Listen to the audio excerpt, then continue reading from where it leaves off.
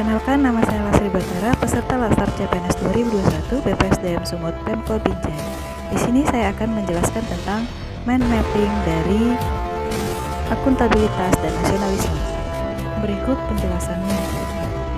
Langsung saja saya akan menjelaskan mind map akuntabilitas. Namun sebelumnya kita harus tahu dulu apa itu definisi akuntabilitas.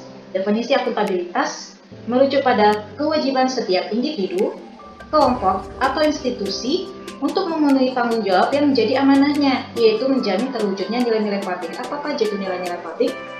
Yang pertama, mampu mengambil pilihan yang tepat dan benar ketika terjadi konflik kepentingan. Ya, jadi lebih mengutamakan kepentingan publik dibandingkan kepentingan pribadi. Selanjutnya, menghindari politik praktis. Jadi PNS tidak boleh terlibat dalam politik praktis. Nah, yang selanjutnya memperlakukan warga secara sama dan adil. Dan yang terakhir, nilai publiknya menunjukkan sikap dan perilaku yang konsisten. Nah, konsep akuntabilitas yang kedua ialah aspek-aspek akuntabilitas. Yang pertama, akuntabilitas adalah sebuah hubungan antar dua pihak, baik itu individu dengan kelompok, baik kelompok dengan institusi, ataupun negara dengan masyarakatnya.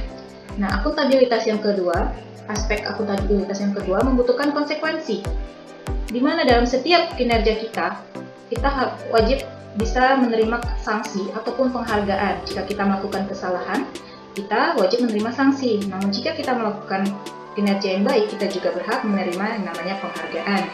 Nah, aspek akuntabilitas yang ketiga, memperbaiki kinerja. Jadi setiap PNS wajib memperbaiki kinerjanya dalam memberikan pelayanan kepada masyarakat, laporan, di mana setiap PNS itu juga wajib memberikan laporan, atau yang disebut juga dengan LAKIP. Apa itu LAKIP? Laporan akuntabilitas kinerja instansi pemerintah. Jadi setiap PNS juga harus memberikan laporan hasil kinerjanya.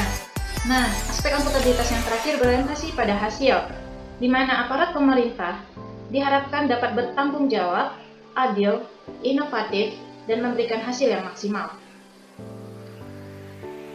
Nah, selanjutnya konsep akuntabilitas itu yaitu kita melihat dari tingkatan akuntabilitas. Apa saja itu tingkatan akuntabilitas?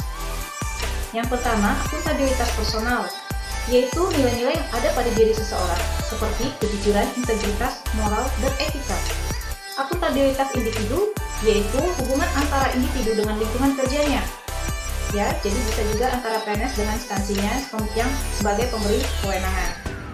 Nah, akuntabilitas kelompok, yaitu kinerja pada sebuah institusi dan biasanya dilakukan atas kerjasama kelompok. Akuntabilitas organisasi, yaitu hasil pelaporan kinerja yang telah dicapai. Akuntabilitas stakeholder, yaitu tanggung jawab organisasi pemerintah untuk mewujudkan pelayanan dan kinerja yang adil, responsif, dan bermartabat. Nah, selanjutnya ada dua macam akuntabilitas publik. Apa aja itu? Yang pertama, akuntabilitas vertikal dan akuntabilitas horizontal. Akuntabilitas vertikal yaitu hubungan antara bawahan dengan atasannya. Kalau akuntabilitas horizontal yaitu hubungan antara kita dengan masyarakat. Nah, konsep akuntabilitas yang selanjutnya yaitu lingkungan kerja yang akuntabel, atau biasa juga kita bisa sebut nilai dasar akuntabilitas. Selanjutnya saya akan menjelaskan mind map dari nilai dasar akuntabilitas dan mind mapping dari nilai dasar akuntabel.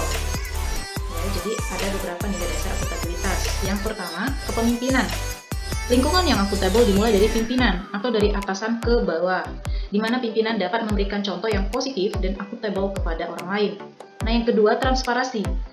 Adanya sikap transparan dalam pekerjaan dengan tujuan mendorong kerjasama antar kelompok, baik itu internal maupun eksternal, serta meningkatkan kepercayaan dan keyakinan pada pimpinan secara keseluruhan.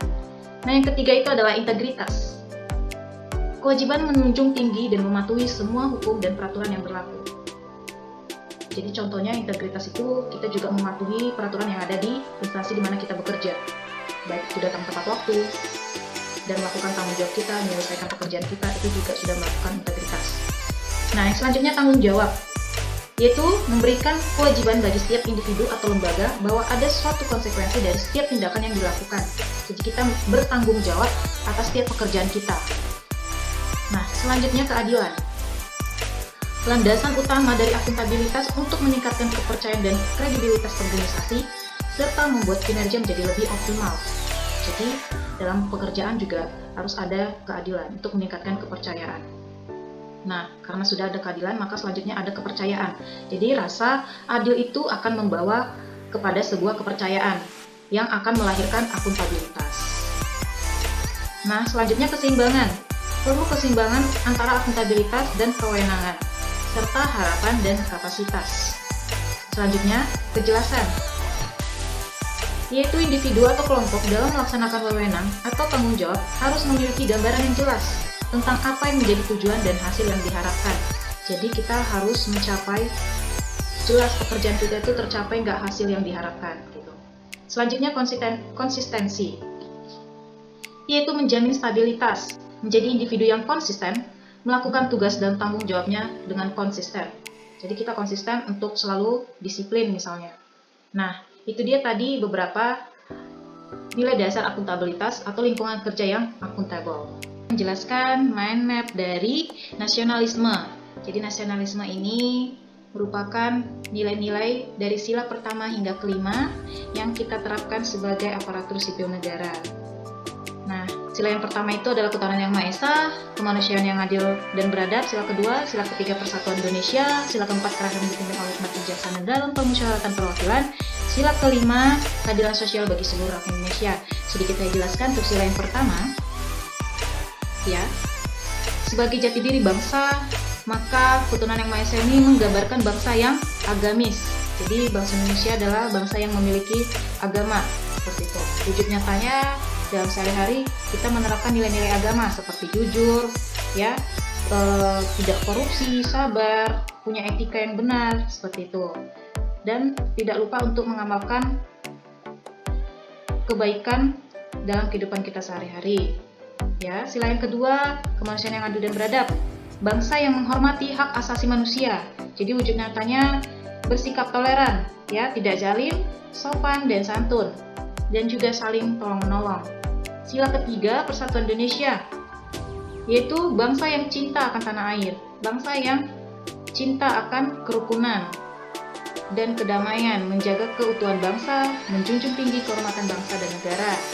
Sila keempat, maknanya bangsa yang demokratis, ya, dalam wujud nyatanya mau mendengar pendapat orang lain, siap menang maupun kalah ataupun dapat disebut dengan sportif, ya, mematuhi aturan main, ya, bertanggung jawab, tidak anarkis.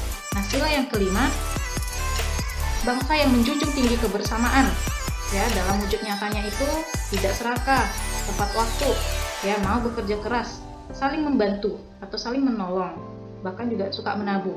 Nah, itulah dia tadi wujud nyata dari sikap sila pertama hingga sila kelima yang dapat kita lakukan dalam kehidupan sehari-hari. Nah, sila pertama dan kelima ini sangat berkaitan dengan fungsi ASN. Apa itu fungsi ASN? Berkaitan dengan fungsi ASN, yaitu sebagai pelaksana kebijakan publik.